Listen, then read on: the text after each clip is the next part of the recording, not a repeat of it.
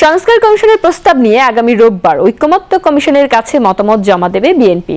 আজ ইউরোপীয় ইউনিয়নের রাষ্ট্রদূত মাইকেল মিলারের সঙ্গে বৈঠক শেষে স্থায়ী কমিটির সদস্য আমির খসরু মাহমুদ চৌধুরী এই তথ্য জানান। তিনি বলেন, যেসব সংস্কারের বিষয়ে ঐকমত্যে পৌঁছানো যাবে সেগুলোর কাজ এগিয়ে যাবে, বাকিগুলো সংসদের মাধ্যমে চূড়ান্ত হবে। নির্বাচন নিয়ে দেশ ও দেশের বাইরে সবারই আগ্রহ রয়েছে। নির্বাচন ও সংস্কার ঘিরে প্রাতিষ্ঠানিক সহযোগিতা করতে চায় ইউরোপীয় ইউনিয়ন। যেসব জায়গায় ঐক্যমত হবে সেগুলো আমরা ক্যারি ফরওয়ার্ড করব, এগিয়ে নিয়ে যাব।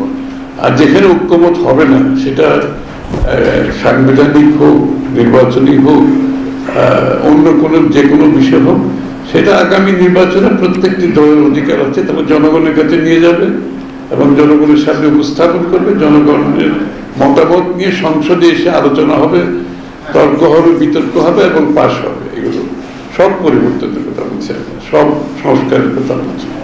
তো সুতরাং সেই দিক থেকে সে আলোচনাটা ওইভাবেই হয়েছে মোটামুটি। নির্বাচনের ব্যাপারে স্বভাবতই দেশের বাইরে সকলের মধ্যে যে একটা কাজ করছেন যে নির্বাচন কবে হবে, কবে গণতান্ত্রিক অর্ডার দেশে ফিরে আসবে।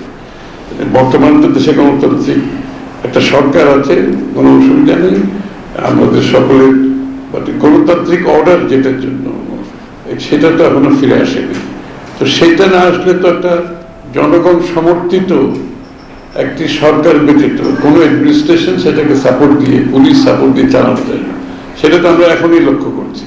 তো এই জন্য সবাই মনে করে একটা জনগণের সমর্থিত একটি সরকার, সংসদ, যেটা জনগণের কাছে দায়বদ্ধ থাকবে, সেটা যত তাড়াতাড়ি সম্ভব হলে দেশের অনেকগুলো সমস্যার সমাধান হয়ে যায়। এবং একটা পলিটিক্যাল ওয়েট ছাড়া অনেকগুলো বিষয় সম্মুখীন হচ্ছে, কিন্তু সমাধান করা কঠিন। এই জন্য এই বিষয়টা গুরুত্ব দেওয়া হয়েছে আলোচনায়।